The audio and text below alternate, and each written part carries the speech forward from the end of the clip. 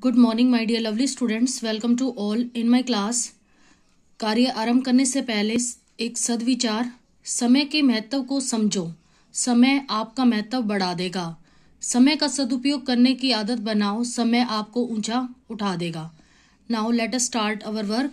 In today class we will discuss lesson number 15 of Hindi grammar. Topic is वाक्य विचार।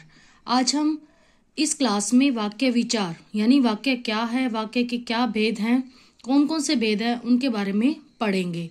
सबसे पहले हम जानते हैं कि वर्ण जो होते हैं वो भाषा की सबसे छोटी इकाई हैं और वर्णों के सार्थक समूह से क्या बनते हैं, शब्द बनते हैं, और शब्दों के समूह से क्या बनते हैं, वाक्य बनते हैं।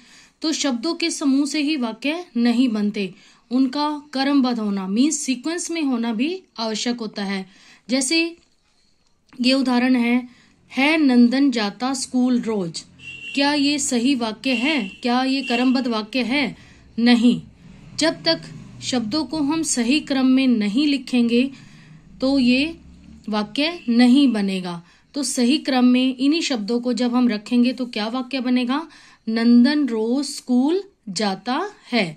जब अर्थपूर्ण वाक्य बनेगा सही क्रम में शब्दों को रखने पर, उसे हम क्या कहेंगे? वाक्य कहेंगे। तो इसी के आधार पर हम वाक्य की परिभाषा करते हैं। क्या होती है वाक्य की परिभाषा? शब्दों के सार्थक समूह को वाक्य कहते हैं। अब हम करेंगे वाक्य के अंग। वाक्य के दो अंग होते हैं। फर्स्ट होता है उद्देश्य, जिसे हम इंग्लिश में सब्जेक्ट कहते हैं, और दूसरा है विधेय, जिसे हम इंग्लिश में प्रेडिकेट कहते हैं। तो सबसे पहले उद्देश्य क्या होता है?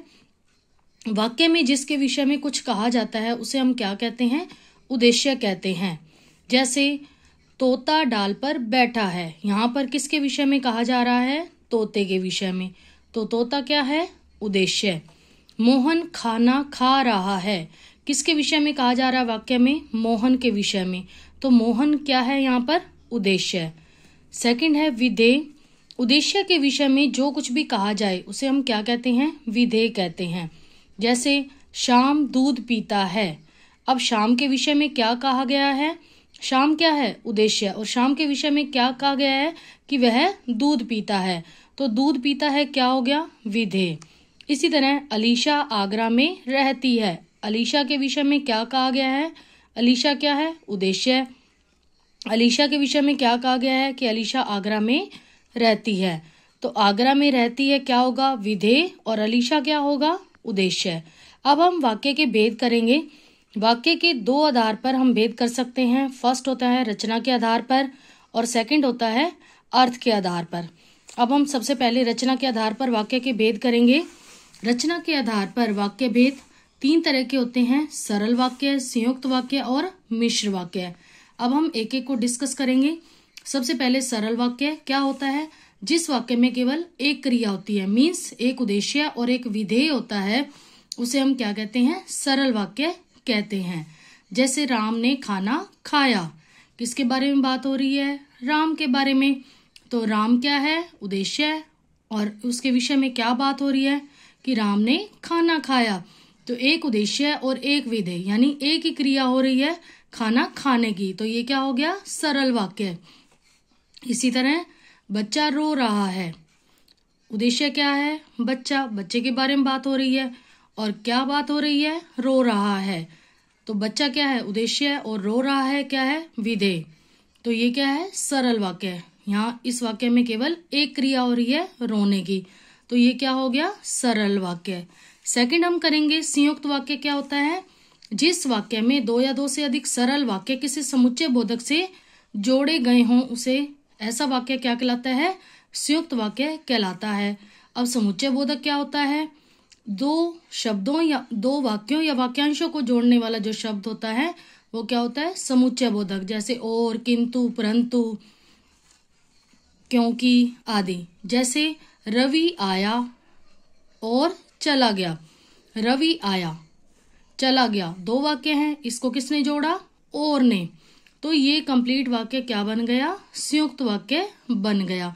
और क्या है इसमें? समुच्चय बोधक। इसी तरह वह बाजार गया किंतु कुछ खरीद कर नहीं लाया। वह बाजार गया, एक वाक्य है, कुछ खरीद कर नहीं लाया दूसरा वाक्य है। इन दोनों वाक्यों को किसने जोड़ा? किंतु ने। किंतु क्या है यहाँ पर? समुच्चय बोधक है। तो ये कंप्लीट वाक्य कैसा वाक्य बन गया? संयुक्त वाक्य बन गया। थर्ड है मिश्र वाक्य। मिश्र वाक्य क्या होता है? जिस वाक्य में मुख्य या प्रधान वाक्य एक हो और आश्रित उपवाक्य एक या अधिक हो, उन्हें क्या कहते हैं? मिश्र वाक्य कहते हैं। एग्जाम्पल्स के थ्रू समझते हैं कि जैसे सभी जानते हैं कि गांधी जी सत्य बोलते थे। अब सभी जानते हैं, ये क्या है? प्रधान उपवाक्य। और आश्रित उपवाक्य क्या है?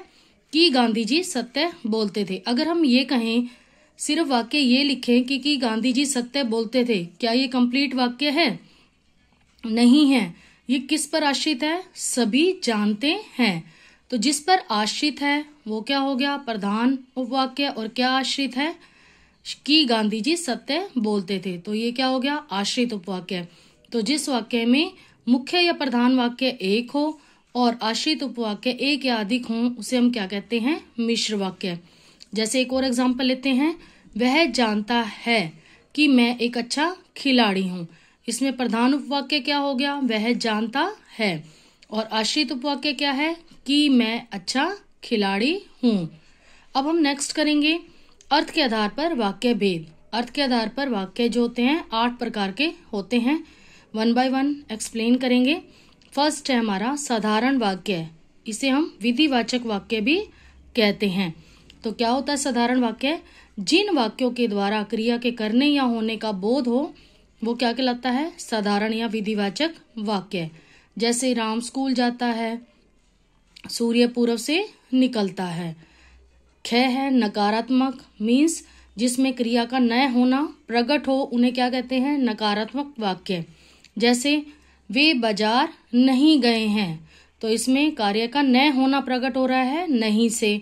मैं विद्यालय नहीं गया, तो इसमें भी नहीं वाला वाक्य है, तो ये कैसे हो गए? नकारात्मक वाक्य। थर्ड है हमारा आज्ञावाचक वाक्य। जिन वाक्यों के द्वारा आज्ञा का बोध होता है, मीन्स आज्ञा दी जाती है जिन वाक्यों में, उन्हें हम क्या कहते हैं? आज्ञावाचक वाक्य। एग्जाम्पल देखते हैं। जैसे कक्षा में आकर बैठो, आप चुप रहो। नेक्स्ट है हमारा प्रश्नवाचक वाक्य। प्रश्नवाचक मीन्स जिस वाक्य में प्रश्न पूछे जाते हैं या जिन वाक्यों में प्रश्न पूछे जाने का बोध होता है, उन्हें हम क्या कहते हैं? प्रश्नवाचक वाक्य। जैसे तुम कहाँ थे, अभी अभी कौन गया है, तुम्हारा क्या नाम है। इस तरह से जो वाक्य होते हैं जिसमें प्रश्न पूछे जाते हैं, उन्हें हम क्या कहते हैं? प्रश्नवाचक वाक्य कहते हैं। नेक्स्ट आता है हमारा विस्मय आदि बोधक वाक्य। जिन वाक्यों में विस्मय मीन्स हैरानी, शोक, दुख, घृणा या आश्चर्य आदि के भाव प्रकट हों, उन्हें हम क्या कहते हैं? विस्मय आदि बोधक वाक्य। और विस्मय आदि बोधक वाक्य में विस्मय आदि बोधक चिन्ह का भी प्रयोग होता है। जैसे एग्जाम्पल दिया हुआ है, अरे इतना सुंदर चित्र, तो विस्मय आदि बोधक शब्द है और इसके बाद विस्मय आदि बोधक चिन्ह का प्रयोग हुआ है, तो ये क्या है? विस्मय आदि बोधक वाक्य। नेक्स्ट है हे राम तुम वहां कैसे पहुंच गए। हे राम, इसमें विस्मय प्रकट हो रहा है, विस्मय का भाव प्रकट हो रहा है और विस्मय आदि शब्द के बाद क्या दिया हुआ है? विस्मय आदि बोधक चिन्ह है। तो ये वाक्य कैसे वाक्य कहलाते हैं? विस्मय आदि बोधक वाक्य कहलाते हैं। नेक्स्ट है संदेहवाचक वाक्य।